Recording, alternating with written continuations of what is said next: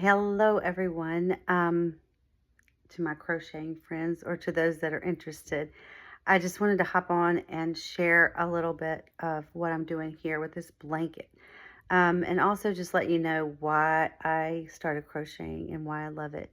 Number one, my sweet relative, Jean, she's 93 years old, but when her husband died back in the summer, all of her friends like flooded her with these beautiful blankets and they made them in like a day. And I was just mesmerized by the fact that these women could put together something so beautiful in such a small amount of time. And I said, you know what? I want to learn how to do that. So that was sort of my inspiration in getting started to crochet. And then recently, my grandfather died, and after going through the things in my grandparents' house, I was given some of the things my grandmother made and several of the blankets that she crocheted. And it is just precious having something that someone made, especially once they're gone, knowing that they spent hours or whatever it was, time crocheting or making something. It's just priceless. So I have actually fallen in love with crocheting because it's something that I can do, create, make gifts for people, or just fun things that I want to try to make. And I really enjoy it. So I'm just hoping to share that joy with you. But once you learn to crochet the simple single crochet stitch, you can really do just about any stitch. And what I have found to be the most fun is once I've learned all these different stitches is starting to create things that I want to make, not looking at certain patterns, but like just being totally creative and um, doing whatever stitches I want to do. So I have recently started making a blanket for my mother-in-law, which she knows I'm working on the gray and teal and white for her living room. And I just decided to combine stitches, all these different stitches that I've learned over the past year. And you'll see here, and also some of these stitches came from my grandma's blanket that I just recently got from her. But I'm just getting started with this blanket, and I just started to design this on my own and figure out kind of the pattern that I want to work with. But I am using a double crochet for my kind of my base, if you will. And I call this, I don't know what it's really called, but I call this kind of stitch like a basket weaving stitch. And I'm going to use this just on the ends of my blanket. And then um, this right here is called an arrow stitch. And I did this with Olivia's blanket this past Christmas.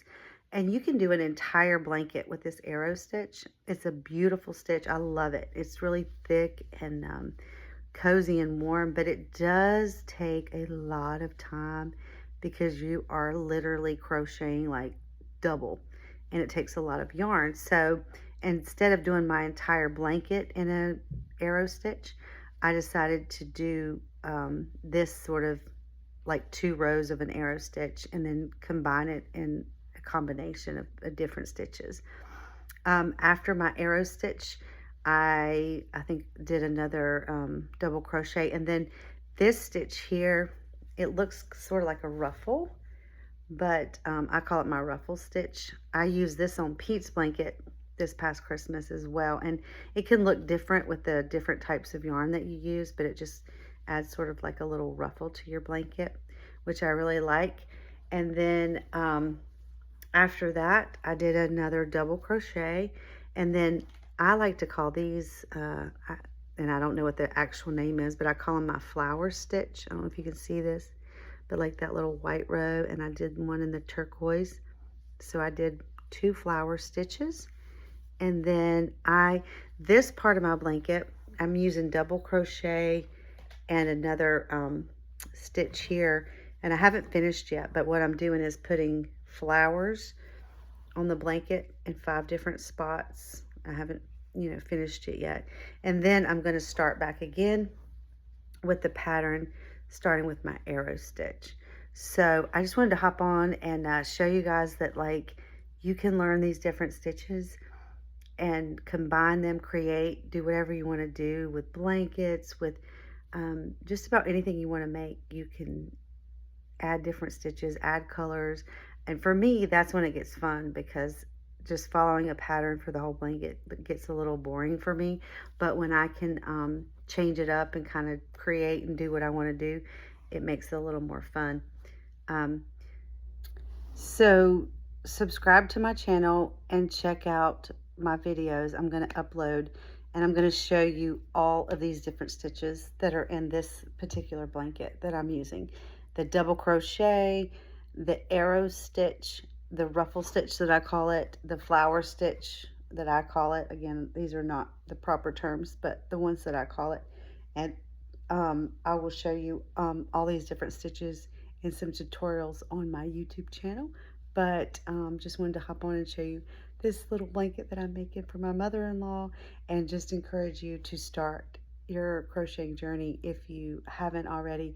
If you have, that's great. Let me know some other things you'd like to know, or if you want a one-on-one with me, I'd be happy to do one-on-ones with anybody that would like a one-on-one lesson, or if there's something particular you're working on or need help with, just reach out to me. I'd be happy to do that as well.